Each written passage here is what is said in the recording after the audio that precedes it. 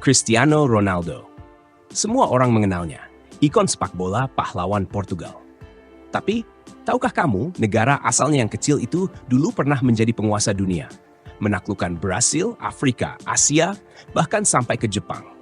Di balik keindahan Portugal hari ini, tersembunyi sejarah kejayaan, tradisi unik, dan juga sisi kelam yang mencengangkan. Inilah kisah negara kecil yang pernah mengubah peta dunia. Portugal berdiri sejak tahun 1143.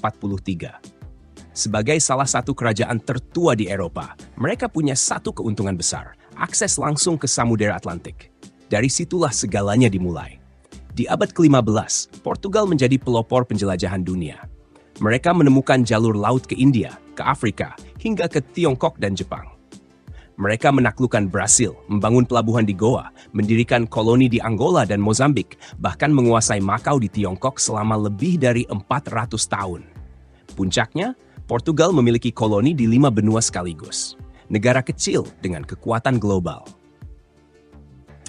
Tapi Portugal bukan hanya tentang kekuasaan. Mereka punya banyak hal unik yang mungkin tidak kamu sangka. Bahasa Portugis sekarang digunakan oleh lebih dari 250 juta orang.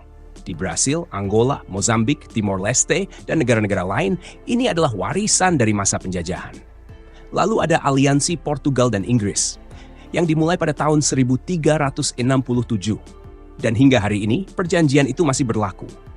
Yaitu adalah perjanjian aliansi tertua di dunia yang masih aktif. Dan siapa sangka, di beberapa kota kecil Portugal, ada festival melempar buah, bahkan tradisi menggiring sapi di jalan kota. Aneh, tapi itulah Portugal, penuh warna dan budaya. Tapi tidak semua tentang Portugal itu indah. Ada sisi gelap yang tidak banyak dibicarakan. Portugal adalah pelopor dalam perdagangan budak transatlantik. Lebih dari 4 juta orang Afrika diangkut paksa ke koloni-koloni mereka, terutama Brasil. Generasi demi generasi, menderita demi kekayaan imperium. Lalu pada tahun 1755, sebuah tragedi mengguncang. Gempa bumi besar menghancurkan Lisbon, diikuti tsunami dan kebakaran. Lebih dari 60.000 jiwa tewas. Bencana itu mengguncang Eropa dan bahkan tercatat di Karibia. Tapi meski jatuh, Portugal bangkit lagi.